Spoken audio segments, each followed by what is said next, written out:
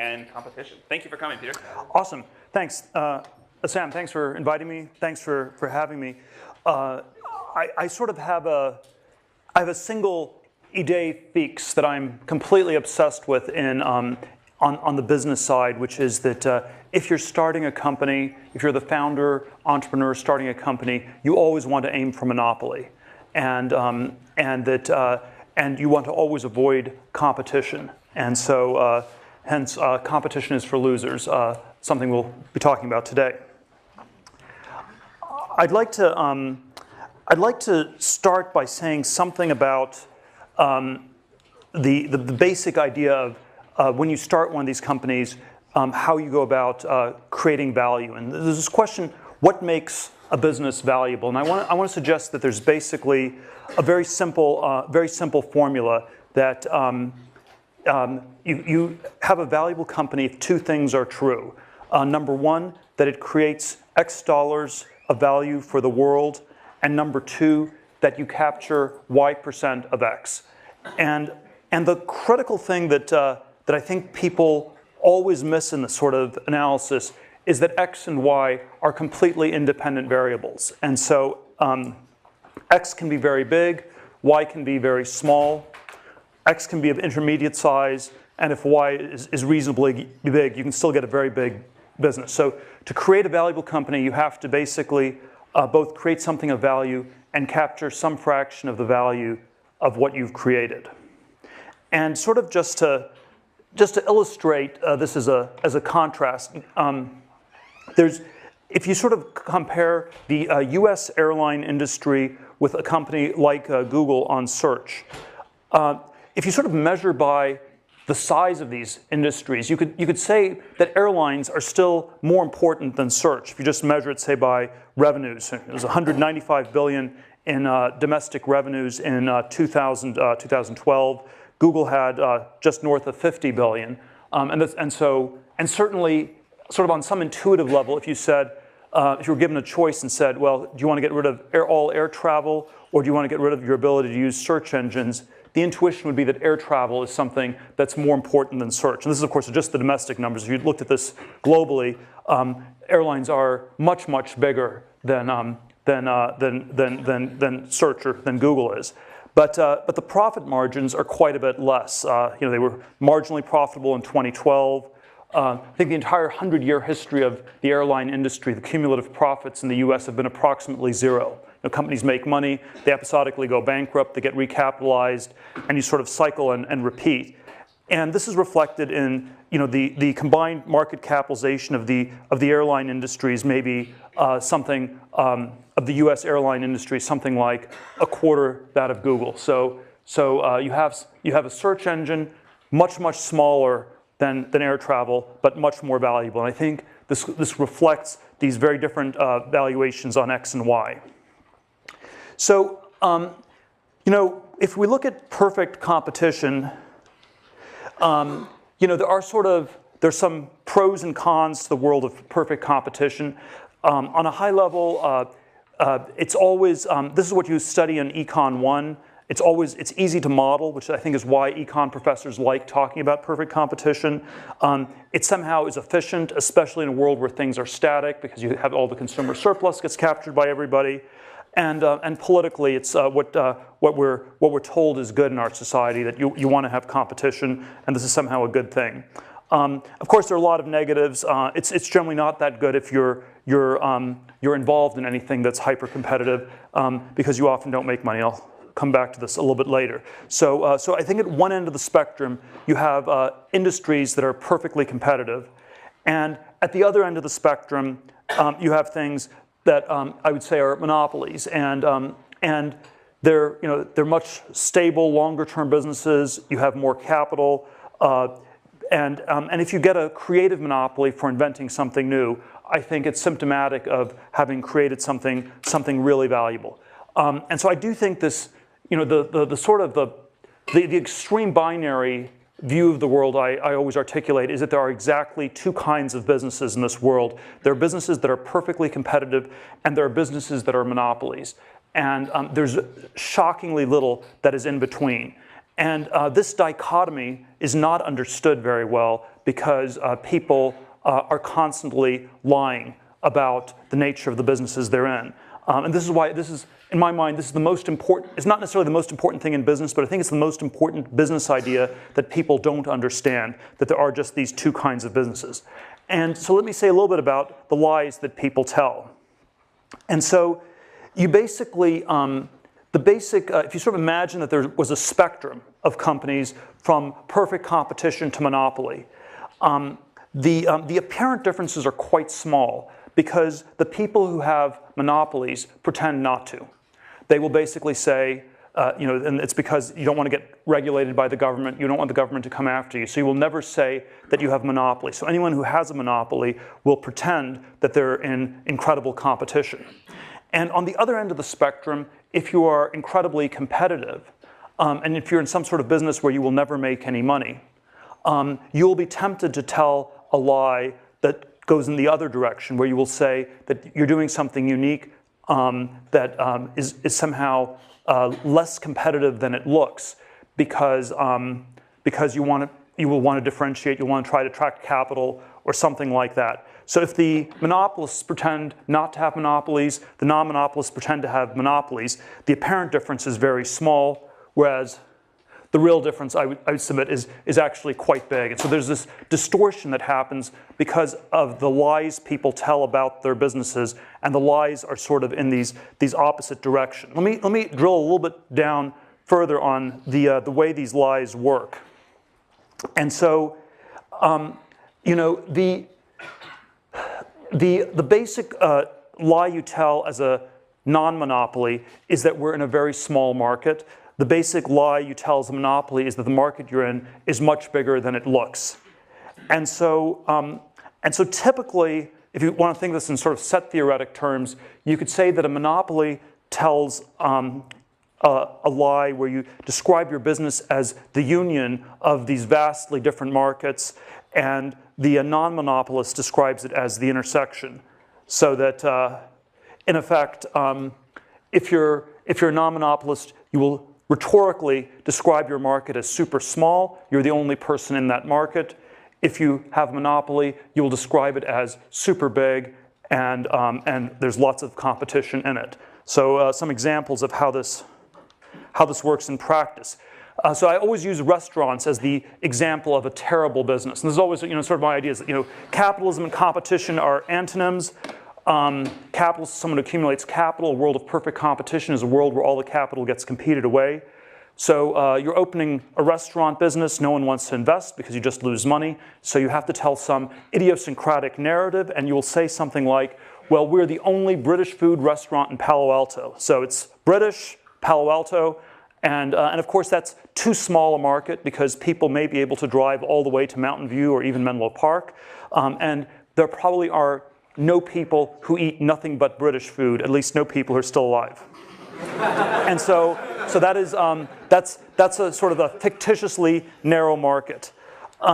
There's sort of a Hollywood version of this where the way movies always get pitched is, okay, it's like a college football star,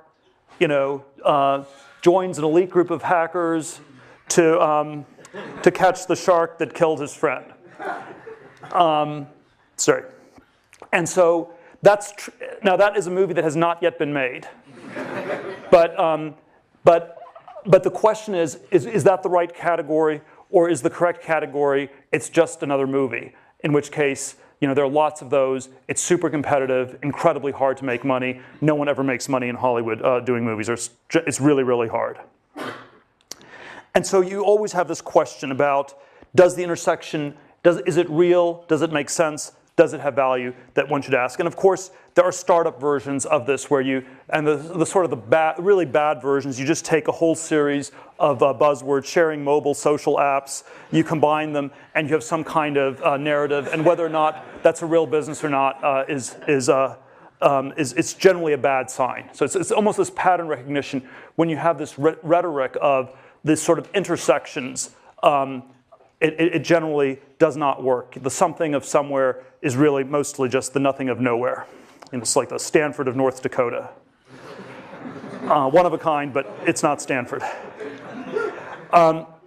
So let's look at the opposite. The opposite lie is if you are, let's say, the search company that's down the street from here and has about a happy 66% market share, and is completely dominant in the search market. Google has not almost never describes itself as a search engine these days, and instead it describes itself in all these different ways. So it sometimes says it's an advertising company.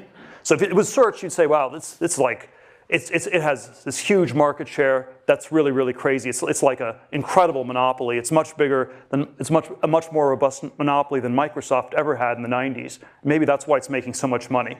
But if you say it's an advertising market, you could say, well, there's search advertising is 17 billion, and that's part of online advertising, which is much bigger. And then, all US advertising is bigger. And then by the time you get to global advertising, that's close to 500 billion. And so you're talking about 3.5%. So a tiny part of this much larger market. Or if you don't want to be an advertising company, you can always say that you're a technology company. And so, sorry, let me just see. And the technology market is something like a $1 trillion market. And the narrative that you tell as Google in the technology market is, well, we're competing with all the car companies with our self-driving cars. We're competing with Apple on TVs and iPhones. We're competing with Facebook. We're competing with Microsoft on Office products. We're competing with Amazon on cloud services. And so we are in this giant technology market where there's competition in every direction you look. And no, we're not the monopoly the government's looking for, and we should not get regulated in any way whatsoever. And so I think one has to always be super aware that there are these very powerful incentives to distort the nature of these markets one way or the other. So the evidence of narrow markets in the tech industry is if you basically just if you look at sort of some of the big tech companies, Apple, Google, Microsoft, Amazon, they've just been building up cash for year after year, and you have these incredibly high profit margins. And I would say that one of the reasons the tech industry in the U.S. has been so successful financially is because it's prone to creating all these monopoly-like businesses, and and it's reflected by the fact that these companies just accumulate so much cash they don't even know what to do with it beyond a certain point. And so let me say a few things about how to build a monopoly, and I think one of the sort of very counterintuitive ideas that comes out of this monopoly thread is that you want to go after small markets. If you're a startup, you want to get to monopoly. You're starting a new company, you want to get to monopoly. Monopoly is you have a large share of a market. How do you get to a large share of a market? You start with a really small market, and you take over that whole market, and then over time, you find ways to expand that market in concentric circles.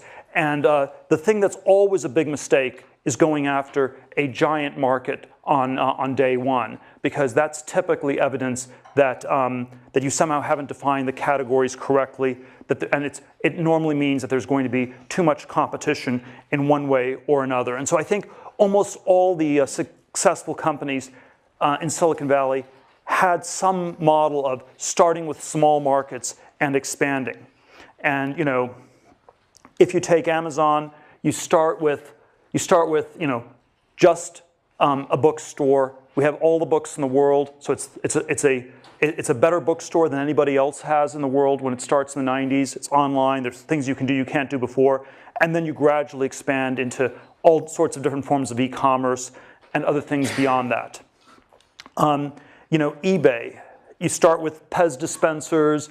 You move on to Beanie Babies, and eventually it's all these different auctions for all these sorts of different goods. And what was very counterintuitive about what's very counterintuitive about many of these companies is they often start with markets that are so small that people don't think, that they're valuable at all when you get started.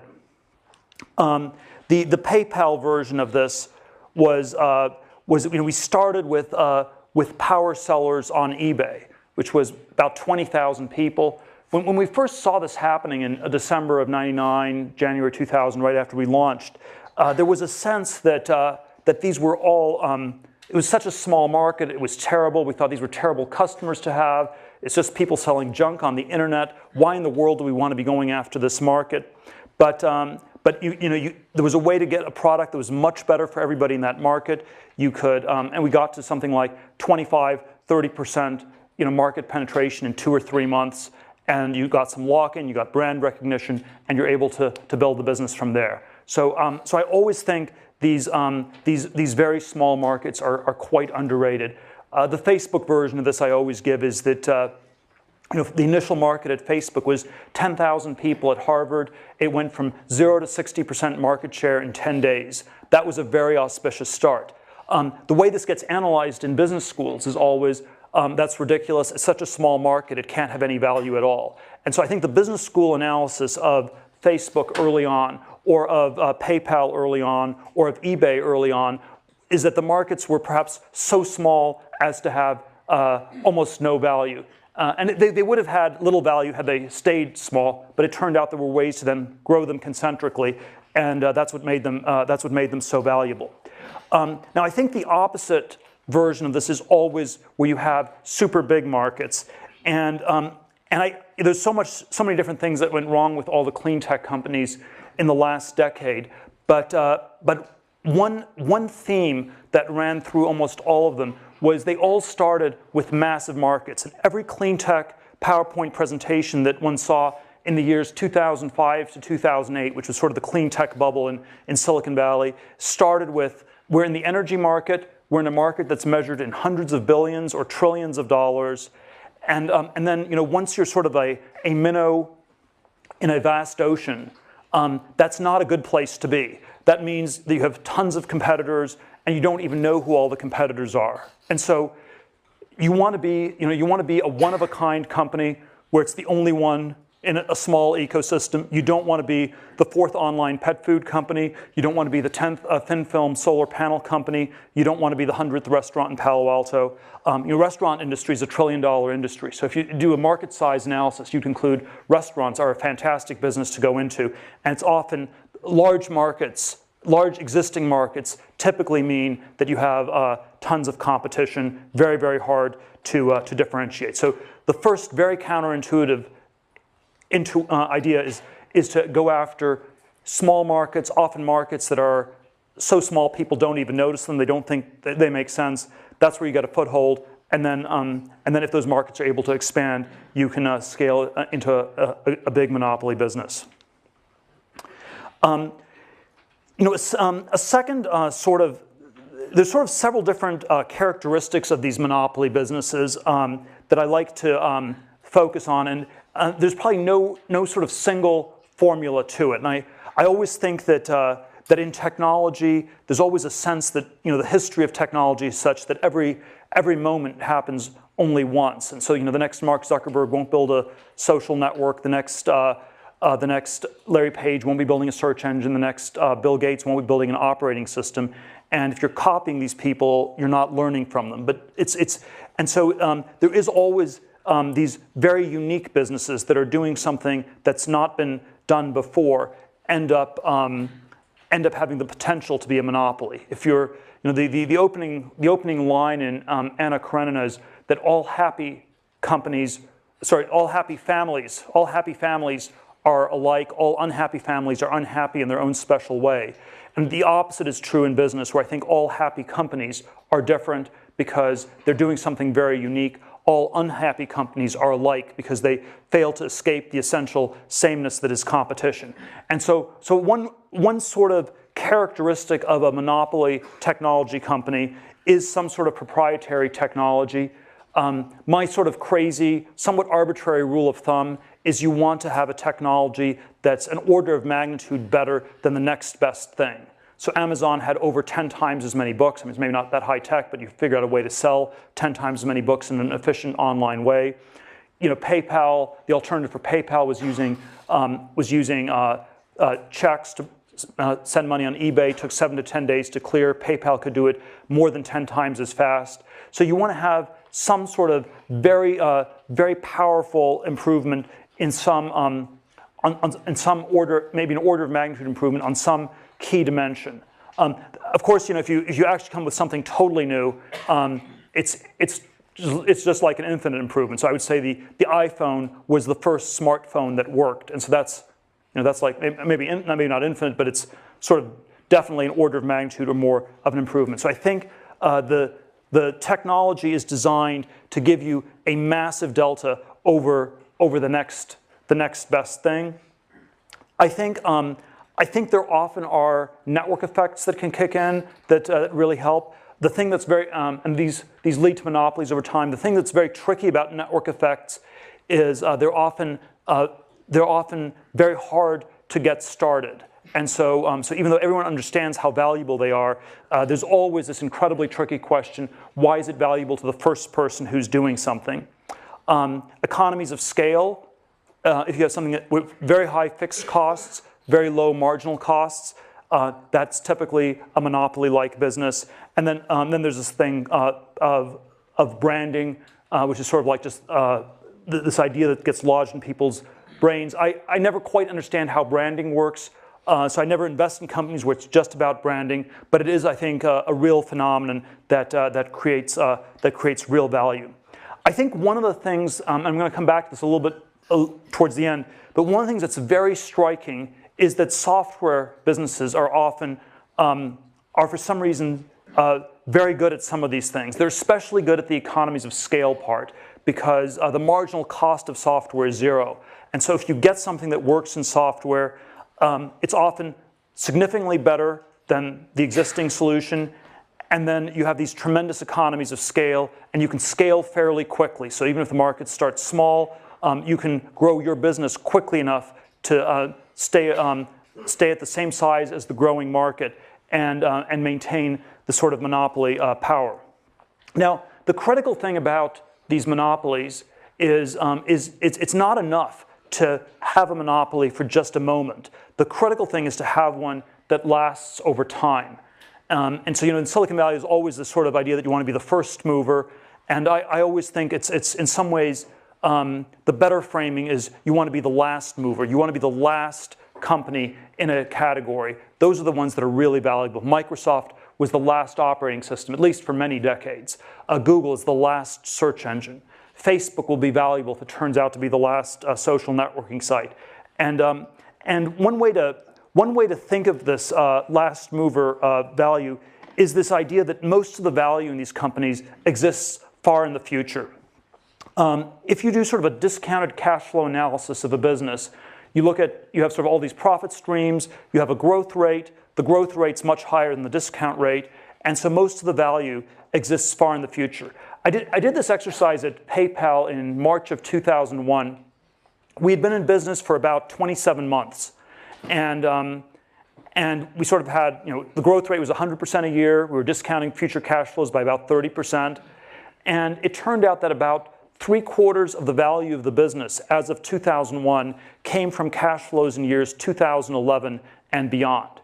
And whenever you do the math on any of these tech companies, you get to an answer that's something like that. So if you are trying to analyze any of the tech companies in Silicon Valley, Airbnb, Twitter, Facebook, any emerging internet companies, all the ones in Y Combinator, the math tells you that 3/4, 85% of the value is coming from cash flows in years 2024 and beyond. It's very, very far in the future.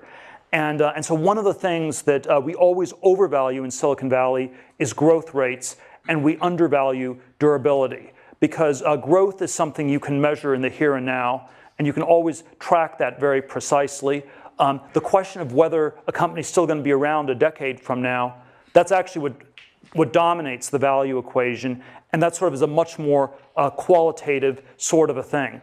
And so if we went back to this idea of these characteristics of monopoly, proprietary technology, network effects, economies of scale. You can think of these characteristics as ones that exist at a moment in time where you capture a market and take it over. But you also want to think about, are these things going to last over time? And so there's a time dimension to all these characteristics. So network effects often have a great time element where as the network scales, the network effects actually get more robust. And so if you have a network effect business, that's often one that can become a bigger and stronger monopoly over time. Proprietary technology is always a little bit of a tricky one. So you want something that's an order of magnitude better than the state of the art in the world today. And that's how you get people's attention. That's how you initially break through. But then you don't want to be superseded by somebody else. And so there are all these areas of innovation where there was tremendous innovation, but no one made any money. So disk drive manufacturing in the 1980s, you could do build a better disk drive than anybody else. You could take over the whole world, and 2 years later, someone else would come along and replace yours. And in the course of 15 years, you got vastly improved disk drives, so it had great benefit to consumers, but it didn't actually help the people who started these companies. And so there's always this question about having a huge breakthrough in technology, but then also being able to explain why yours will be the last breakthrough, or at least the last breakthrough for a long time, or where you make a breakthrough and then you can keep improving on it at a quick enough pace that no one can ever catch up. So if you have a structure of the future where there's a lot of innovation and other people will come up with new things in the thing you're working on, that's great for society. It's actually not that good for your business typically. And then economies of scale, we already talked about. So I think this last mover thing is very critical. I'm always tempted, I don't want to overdo the chess analogies, but the first mover in chess is someone who plays white. White is about a 1/3 of a pawn advantage, so there's a small advantage to going first. You want to be the last mover who wins the game, and so there's always the Capablanca world champion, chess champion Capablanca line. You must begin by studying the end game, and I do think that's. Well, I wouldn't say that's the only thing you should study. I think this sort of perspective of asking these questions, why will this still be the leading company 10, 15, 20 years from now, is a really critical one to try to think through. Let me sort of, I want to sort of go in two slightly other directions with this monopoly versus competition idea. And I think, I think this is the central idea in my mind for business, for starting business, for thinking about them. And there are some very interesting perspectives I think it gives on the whole, on the whole history of innovation in technology and science, because we've lived through 250, 300 years of incredible technological progress in many different domains, steam engine to railways to telephones, refrigeration, household appliances, the computer revolution, aviation, all sorts of different areas of technological innovation. And then there's sort of analogous thing that one can say about science, where we've lived through centuries of enormous amounts of innovation in science as well. And the thing that I think people always miss when they think about these things is that because X and Y are independent variables, some of these things can be extremely valuable innovations, but the people who invent them, who come up with them, do not get rewarded for this. And certainly, if you go back to you need to create X dollars in value, you capture Y% of X. I would suggest that the history of science has generally been one where Y is 0% across the board. The scientists never make any money. They're always deluded into thinking that they live in a just universe that will reward them for their work and for their inventions. And this is probably the fundamental delusion that scientists tend to suffer from in our society. And even in technology, there are sort of many different areas of technology where there were great innovations that created tremendous value for society, but people did not actually capture that much of the value. And so I think there is this sort of whole history of science and technology that can be told from the perspective of how much value was actually captured. And certainly there are entire sectors where people didn't capture anything. So you're the smartest physicist of the 20th century. You come up with special relativity. You come up with general relativity. You don't get to be a billionaire. You don't even get to be a millionaire. It just somehow doesn't work that way. The railroads, incredibly valuable. Most of them just went bankrupt because it was too much competition. Wright brothers, you fly the first plane, you don't make any money. And so I think there is sort of a structure to these industries that's very important. And I think the thing that's actually rare are the success cases. So it's actually, when you really think about the history in this 250-year sweep, it's unusual. Y is almost always 0%. It's always 0 in science. It's almost always in technology. And so it's very rare where people made money. You know, the late 18th, early 19th century, the first industrial revolution was the textile mills. You had the steam engine, you sort of automated things. And you had these relentless improvements that people improved efficiency of textile factories, of manufacturing generally, at a clip of 5 to 7% every year, year after year, decade after decade. You had 60, 70 years of tremendous improvement from 1780 to 1850. But even in 1850, most of the wealth in Britain was still held by the landed aristocracy. The workers didn't make that much. The capitalists didn't make that much either. It was all competed away. There were hundreds of people running textile factories. It was an industry that just, the structure of the competition prevented people from making any money. And so I think in my mind, there probably are only two broad categories in the entire history of the last 250 years where people have actually come up with new things and made money doing so. One is these sort of vertically integrated complex monopolies, which people did build in the second industrial revolution at the end of the 19th and start of the 20th century. And so this was like Ford. It was the vertically integrated oil companies like Standard Oil. And what these vertically integrated monopolies typically required was this very complex coordination. You got a lot of pieces to fit together in just the right way. When you assembled it, you had a tremendous advantage. This is actually done surprisingly little today. And so I think this is sort of a business form that, when people can pull it off, is very valuable. It's typically fairly capital intensive. We live sort of in a culture where it's very hard to get people to buy into anything that's super complicated and takes very long to build. But when I sort of think about my colleague Elon Musk from PayPal's success with Tesla and SpaceX, I think the key to these companies was the complex, vertically integrated monopoly structure they had. So if you sort of look at Tesla or SpaceX, if you ask, was there sort of a single breakthrough? I mean, they certainly innovated on a lot of dimensions. I don't think there was a single 10x breakthrough in battery storage, or they may be working on some things on rocketry, but there was no sort of single massive breakthrough. But what was really impressive was integrating all these pieces together and doing it in a way that was more vertically integrated than most of their competitors. So Tesla, you also integrated the car distributors so they wouldn't steal all the money, as has happened with the rest of the car industry in the US. Or SpaceX, you basically pulled in all the subcontractors, where most of the large aerospace companies have single source subcontractors that are able to sort of charge monopoly profits and make it very hard for the integrated aerospace companies to make money. And so vertical integration, I think, is sort of a very underexplored modality of technological progress that people would do well to look at more. And then I think there is something about software itself that's very, very powerful. Software has these incredible economies of scale, these low marginal costs, and there is something about the world of bits as opposed to the world of atoms where you can often get very fast adoption. And the fast adoption is critical to capturing and taking over markets, because even if you have a small market, if the adoption rate is too slow, there'll be enough time for other people to enter that market and compete with you. Whereas if you have a small to mid-sized market and have a fast adoption rate, you can take over this market. And so I think this is one of the reasons Silicon Valley has done so well and why software has been this phenomenal industry.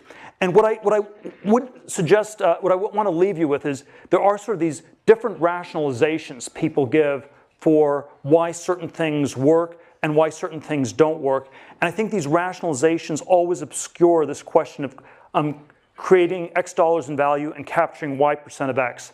So the science rationalization we're always told is that the scientists aren't interested in making money. They're doing it for charitable reasons, and that you're not a good scientist if you're motivated by money. And I'm not even saying people should always be motivated by money or something like this, but I think we should be a little bit more critical of this as a rationalization. We should ask, is this a rationalization to obscure the fact that Y equals 0% and the scientists are operating in this sort of world where all the innovation is effectively competed away and they can't capture any of it directly?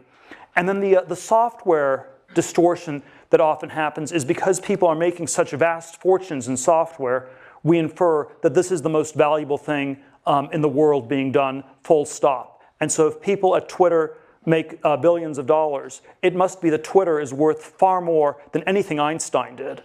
And what that sort of rationalization tends to obscure is, again, that X and Y are independent variables, and there are these businesses where you capture a lot of X, and there are others where you don't. And so I do think the history of innovation has been this history where the microeconomics, the structure of these industries has mattered a tremendous amount.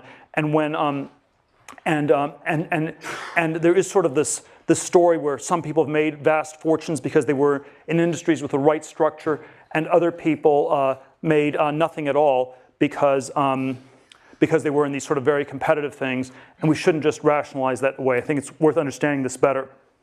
And then finally, let me come back to this sort of overarching theme for this talk, this competition is for losers idea, which is always this provocative way to title things, because we always think of the losers as the people who are not good at competing. We think of the losers as the people who are slow on the on the track team in high school, or who do a little bit less well on the standardized tests and don't get into the right schools. And so we always think of losers as people who can't compete. And I want us to really rethink and revalue this and consider whether it's possible that competition itself is off, that we're sort of, it's not just the case that we don't understand this monopoly competition dichotomy intellectually. So I've sort of been talking about why you wouldn't understand it intellectually, because people lie about it, it's distorted. We have all these, the history of innovation rationalizes what's happened in all these very, very strange ways. But I think it's more than just an intellectual blind spot. I think it's also a psychological blind spot where we find ourselves very, very attracted to competition in one form or another. We find it reassuring if other people do things. The word ape already in the time of Shakespeare meant both primate and imitate. And there is something about human nature that's deeply mimetic, imitative, ape-like, sheep-like, lemming-like, herd-like.